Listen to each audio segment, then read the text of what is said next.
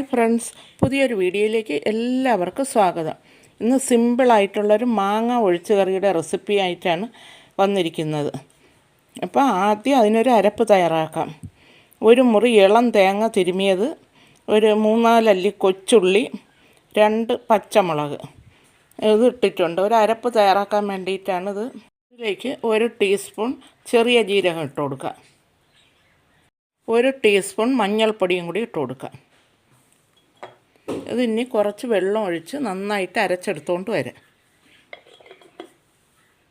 ഒരു കഷ്ണം മാങ്ങയും ഒരു പച്ചമുളകും കൂടി അടുപ്പിൽ വെച്ചിട്ടുണ്ട്. വേവാൻ ആവശ്യത്തിനുള്ള വെള്ളം ഒഴിച്ച് ആവശ്യത്തിന് ഉപ്പും ഇട്ട് വേവിച്ചെടുക്കാം.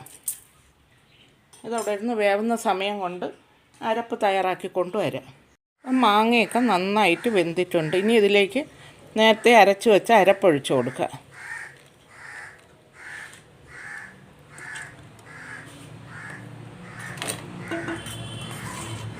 ഈ അരപ്പിനി ഒന്ന് ചൂടായി വരണം. അല്പം വെള്ളം കൂടി ചേർത്ത് കൊടുക്കുക. അപ്പം നല്ല കുറുകിയ ചാറാണ്. ഒരല്പം വെള്ളം കൂടി ഒഴിച്ച് കൊടുക്കുക. ചൂടുവെള്ളം വേണം ഒഴിക്കാൻ. ഈ സമയത്ത് ഉപ്പൊക്കെ ഉണ്ടോ എന്ന് നോക്കണം.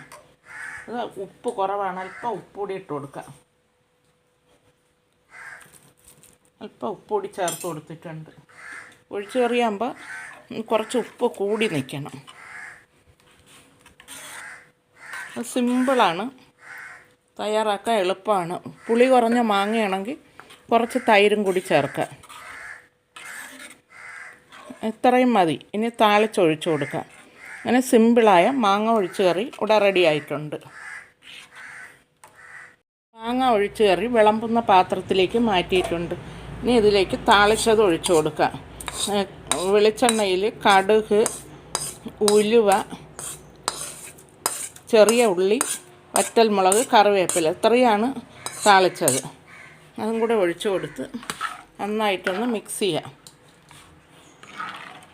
എല്ലാവരും തയ്യാറാക്കി നോക്കണം. സിമ്പിളാണ്, സ്വാദിഷ്ടമാണ്, ഹെൽത്തിയാണ്.